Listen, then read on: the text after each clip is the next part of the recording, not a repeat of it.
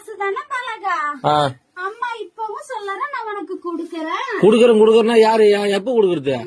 பொண்ணுகிட்ட இப்போதைக்கு குடுக்க முடியல. ஆத்தா இன்னைக்கு நான் குடுத்துட்டேன், அவன் நாளைக்கு உனக்கு குடுப்பா. நீ வாங்கிட்டு போ பலகா, அவசரப்படாத. எத்தனை நாள்? 3ஆம் தேதியில இருந்தா? ஆமா பலகா, 3ஆம் தேதி வீடு. ரொம்ப நாள் ஆச்சு.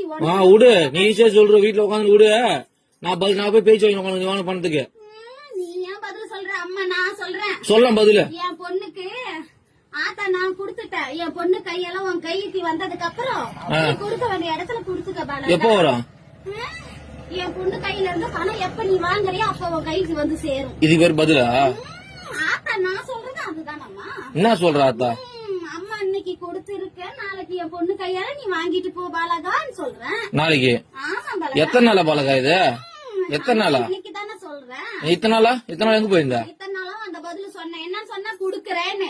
இன்னைக்கு என் பொண்ணுக்கு கொடுத்திருக்க, நாளைக்கு நீ வாங்கிட்டு போ பாலகா. உன் பொண்ணு கொடுத்தது இப்ப உன் பொண்ணு கட்ட சொல்லு முதல்ல. என் பொண்ணு கையில இன்னும் பணமா வந்து சேரல. அப்புறம் கொடுக்க வந்து சீரை தான் கொடுத்திருக்க இன்னைக்கு. என் நகையா பவுனா கொடுத்து வச்சுக்கிறியா? நாளைக்கு உன் கையில பணமா வரும் பாலகா. லோனை வாங்கி போட்டு இது ஒரு கதை. லோன் இல்ல,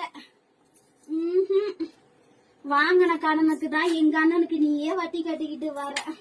தெரியாதா கோவிந்த்?